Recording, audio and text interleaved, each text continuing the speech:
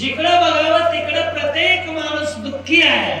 जो देखे सो दुखिया बाबा, सुखिया कोई नहीं रे। राजा दुखिया प्रजा दुखिया, राजाही दुःखी आहे, इथला प्रजाही दुःखी आहे, सगळे दुःखी आहे। पण या दुःखातला, त्या दुःखातून सगळ्यांना सुखी करणारा तुका म्हणे रामे सुख दिधले आपुले तेने गर्भवासा येणे जाणे कोंडले, असा तो परमात्मा दुःखी पाहिला। आणि वाणी न भेटी कुळस्वामी दुःखित श्री रघुनाथ देखोनी, संभो कोणी हित वचनी काय बोलती पै झाली। आकाशाची वाणी ती वाणी नाही, वाणी अशी असावी कशी, या वाणीनं असं बोलावं की मनाला समाधानच प्राप्त झालं पाहिजे। म्हणून भगवंताला संमोहन करण्यासाठी, भगवंताचं मन शांत करण्यासाठी अतिशय मृदू शब्द त्या आकाशवाणीतून निघू लागले। वाणी नभे काल रात्री संभोकावया श्री रघुपती, आश्वासनाते झाली देती हितोपदेश वचने करुणी। वाणी नव्हती, स्वयं स्वसाक्षामध्ये ती वाकदेवता होती। आणि वाकदेवता बोलत असताना प्रभू रामचंद्र यांचं दूषित असणारं मन ते समाधान झालं पाहिजे, मनाला सुख वाटलं पाहिजे, अशा प्रकारे ती वाणी बोलते। वाणी म्हणे श्री रघुनंदना पूर्ण ब्रह्मा सनातना, योगियाच्या विश्राम स्थाना कैलास रमणा प्रिय करा।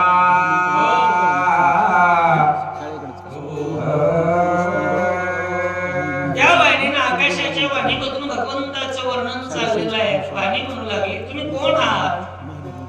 भगवान योगी रात्रंदिवस ज्याचं तप करताय, ध्यान करताय, ते योग ज्याच्यासाठी करताय तो तुम्ही परमात्मा आहात। भगवान शिवजी ज्याचं रात्रंदिवस भजन करतात त्या भगवान शिवाचा आराध्य तुम्ही आहात। आणि तुम्ही दुःखात असता प्राणलिंगा भरतादि बंधू वर्गा, काय करावं लागतं? त्याचे पायी घाला मिठी, मोलने गे जगजेठी, भावा एकासाठी कांदावाय आपुलिया, त्याचे पायी घाला मिठी। त्या भगवंताच्या पायाला जर मिठी घातली तर भावरूपी सागरातून भक्तांना पार करतो तो परमात्मा। तुम्ही मदनाची तुझ नका वैदेहीच्या प्राणनायका, मिथ्या सांडिया शोका उरगत्वच्या पैजैसी। हे भगवान परमात्मा तुम्ही कोण आहात? मदनाच्या स्वरूपापेक्षा सुंदर तुमचं त्या ठिकाणी स्वरूप आहे। अहो तुम्ही मदनाचे जनक आहात, मदनाचे वडीलच आहात, जानकीचे प्रिय वर आहात। जानकी मातेचं हृदय तुमचं रात्रंदिवस ध्यान करताय ना, त्याच्या हृदयामध्ये तुमचा वास आहे। आणि म्हणून हे मिथ्या लौकिकासाठी धारण केलेले जे दुःख आहे ना, ते दुःख टाकून द्या। कशाप्रमाणे? 7 अंगावरची त्वचा अर्थात ती काते टाकून देतो ना, तशा प्रकारे तुम्ही दुःख टाका। आकाशवाणी बोलली वर्मेक मुखीचे हे निरूपण संपूर्ण कथिले रामायण, हे झाले सत्यदान किंचित शेष उरलेसे। आकाशवाणी म्हणू लागली वाल्मिक महाराजांनी जे जे सांगितलं होतं ना, ते सगळं आतापर्यंत खरंच झालेलं आहे। तुम्ही तसंच वागलात। अधोराम तपोवनाधिगमनम् हत्वा मृगकाञ्चनम् वैदेही हरणं जटायुमरणं सुग्रीव संभाषणं वालिनिर्दलनं समुद्रतरणं लंकापुरी दहनं यत् पश्चात् रावण कुंभकर्णहरणं यद श्रीरामायणं. इथपर्यंत सगळं काही खरं झालंय. आता फक्त थोडं थोडं उरलंय आणि हत्ती गेलाय आणि शेपूट राहिलं. देवा मन दुःख अकर्णीचे रवी कुलभूषणा अनागत भाष्य रामायणा अधिकार नाही तर जना श्रवण करावया तेथी जे. अधिकारी लागतो श्रवण करण्यासाठी. हे अनागत भाष्य आहे. अनागत तुम्ही शब्द ना शब्द पाळला. बोलिला वाल्मिक तैसेची करीन नामा. जसं वाल्मिक महर्षीने बोललं तशाप्रमाणे केस ना केस वर तुम्ही त्या ठिकाणी बाजूला सरकला नाही तर तंतोतंत. आता मात्र तुम्ही दुःख सांगा, दुःख करू नका वाणी बोलते. उर्वरित कथेचे अधिकारी ऐका वया नाही चराचरी पुत्रा समवेत रावणाने एकांती श्रवण पैकी वाल्मिक महाराजांनी जिथपर्यंत कथा सांगितली होती ती सगळ्यासाठी कथा म्हणजे आतापर्यंतची कथा. या रे लहान थोर याती भलत्या नारिया नर्या लहान या थोर या आबाल वृद्धांना सगळ्यांना अधिकार होता. पण इथून पुढची जी कथा आहे ना भगवान ती ऐकण्यासाठी तिथं मात्र अधिकारच लागतो. सगळ्यांना ऐकता येत नाही. कुणी ऐकायची तर तुम्ही स्वतः ऐका. ती गुप्त ठिकाणी सांगायची आहे असा जानकीच्या वियोगे गहना दीर्घ दुःख करणे मिथ्या जाण तू परमात्मा श्री नारायण लीला गाविसी नाना परी. जानकीसाठी तुम्ही दुःख आताच केले असं आहे का? नाही. खूप वेळेला तुम्ही जानकी मातेसाठी दुःख केलं आणि जगाच्या समोर वेगवेगळ्या लीला दाखवल्या. ज्यावेळेस राजा रावणाने हरण केली त्यावेळेला काय केलं? त्या जानकीसाठी हृदयाच्या ठिकाणी दगड धरले. तृणांना त्या ठिकाणी माझी जानकी पाहिली का म्हणून विचारलं. तिथे दुःख व्यक्त केलं. आणि ज्या वेळेला रावणाच्या ताब्यातून सोडवली त्यावेळेला तिच्याकडून दिव्य त्या ठिकाणी घेतलं ना. दिव्य घेतलं. तुका म्हणे सती आग्न न देखे ज्या रीती. अग्नीमध्ये तिला टाकावं लागलं, उडी टाकावी लागली आणि जगाच्या समोर खरी आहे सिद्ध केलं. तसं आता तुम्ही दुःख तिच्यासाठी करू नका. लक्ष्मी लागे एलोकी पुनर्स्मरणे साधकी करीते दाती ते लक्ष्मी निखी वैकुंठी पै वसता आहे. कोण आहे ती जानकी? ही रमा आहे आणि वैकुंठाच्या ठिकाणी राहणारी सीता लक्ष्मी सीतेच्या रूपामध्ये आली. आपलं कार्य त्या ठिकाणी पार पाडलं आणि कार्य पार पाडल्याच्या नंतर जिथून आली होती तिथं माणसं जात असतात. म्हणून ती वैकुंठाच्या ठिकाणी रमा गेली आहे. तिचं दुःख करू नका. ती धरणीत गेली असली तर नीच स्थानाला गेली आहे. होनी मायेची बुंथी बहुरूपी सोंगे संपादिती तैसी तुझी अवतार स्थिती नाना चरित्रे दाखविसी. प्रसंगाला वेळ प्रसंग जसा आला तसा जगाच्या समोर वेगवेगळ्या लीला तुम्ही भगवान दाखविल्या. एखादा बहुरूपी असतो. बहुरूपी काय करतो? जशी वेळ पडली तशा प्रकारचा सोंग धरतो आणि ते काम झालं की लगेच आपलं पात्र बदलतो. कधी राजा होतो, कधी रंक होतो, कधी स्त्री होतो, कधी पुरुष होतो, कधी गारुडी म्हातारी, नाना प्रकारचे सोंग धारण करून आपलं कार्य पार पाडतो. तसं तुमचं आहे देवा.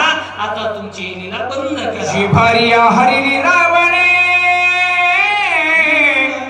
हे मिथ्या बोलावया कारणे लटके जगी मिरवाने ऐसा खेळ खेळशी जगाच्या समोर तुमचा आणि सीतेचा वियोग झाला. तो खरा वियोग होता का? नाही. साखरेपासून गोडी कधी बाजूला काढता येत नाही. फुलापासून सुगंध बाजूला काढता येत नाही. मोत्यापासून त्याचा तेजाळपणा बाजूला जसा काढता येत नाही, तसं रामापासून सीता वेगळी होऊ शकत नाही. हे सगळं लटक आहे असं आकाशवाणी. वृक्षापासून या छाया हरिली हे बोलणे वाया कैसी रावण हरिली जाया हे लौकिकी उरले जगाच्या समोर सांगण्यासाठी झालंय की रावणानं प्रभू रामचंद्राची पत्नी हरण केली, अशोकवनाच्या ठिकाणी नेऊन ठेवली. पण जसं एखादं झाड आहे आणि त्या झाडाची सावली झाडाच्या बाजूला काढता येत नाही, हे जसं तसं प्रभू तुमच्यापासून सीता दूर नेता येत नाही. म्हणून दुःख करू नका. पक्षी का सर्व रसता खे अमृतापासून गोडी कोण चतुर बाहेर काढी सुवर्णाची किळकाळी ऐसे काय घडे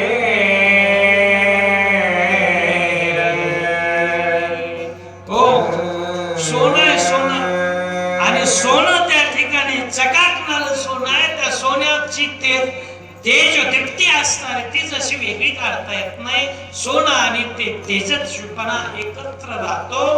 तशा प्रकारे किंवा अमृत आहे, अमृत आणि अमृताची गोडी हे जशी निवडता येत नाही ना, तसं भगवान जानकी माता आणि भगवान प्रभू रामचंद्र दोघांना बाजूला करण्यात.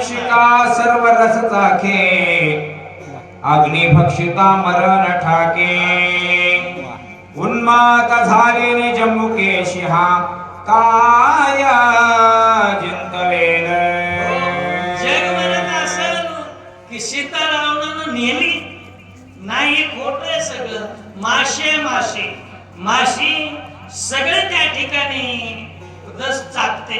गोड असेल, आंबट असेल, तुरट असेल, सगळे रस चाकते. पण तिला वाटतं कधी कधी हा जो दिवा आहे देवाच्या समोरचा, या दिव्याची जी दीप्ती आहे ते तेज देखील तेजस्वी दिसायला लागलंय आणि त्या तेजाची चव एकदा चाकावी म्हणून ती माशी किंवा पतंग नावाचं किडू त्याच्यावर उडी घालत. आणि उडी घातल्याबरोबर होतं काय?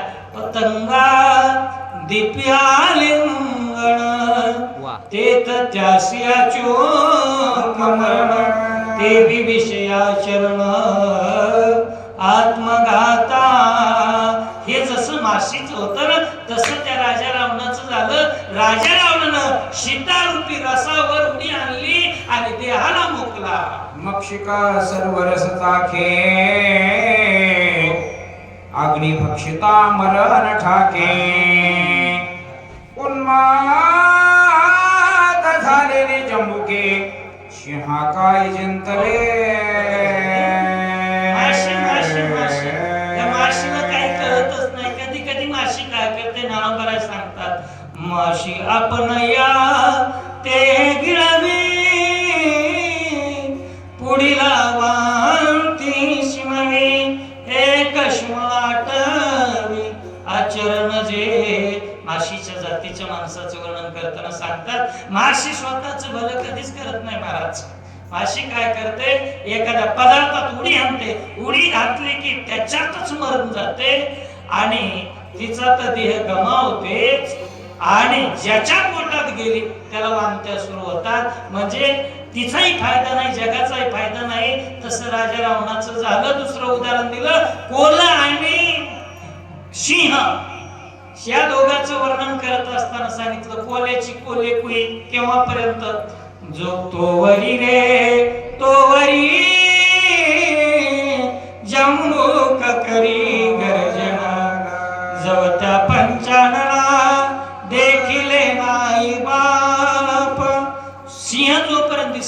नाही तोपर्यंत त्याची कोल्ही या जंगलाचा राजा पट्ट्याचा आहे.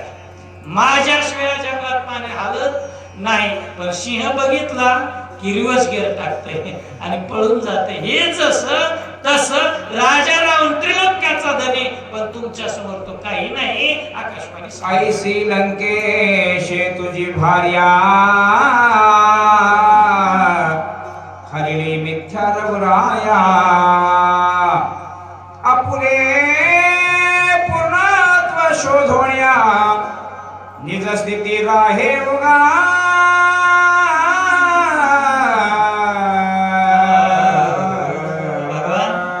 तुमची पत्नी तुमच्यापासून हिरावून घेण्यासाठी लई बळ लागते. राजा रावणाकडे ते बळ होतं का? नाही. तशा पद्धतीनं राजा रावणानं जे केलं होतं आणि तुम्ही जे केलं जगाच्या समोर दाखवण्यासाठी हे काय होतं? नाट्य होतं, ही एक लीला होती. आणि म्हणून राजा रावणानं सीतेला तुमच्यापासून दूर नेलं नाही. हे खरं आहे आणि हीच गोष्ट खरी आहे. म्हणून तुम्ही पूर्ण अवतार आहात, अंश अंशांश आणि पूर्णोत्तम असे 6 जे अवताराचे प्रकार पाडलेत ना, त्यामधला तुमचा पूर्ण अवतार आहे. हे पूर्णपण जगाच्या समोर दाखवा. आकाशवाणीची ऐसी उत्तरे परिसोनिया श्री रघुवीरे सभा विसर्जोनी दोन्ही पुत्र करे धरोणी देवगृही प्रवेशला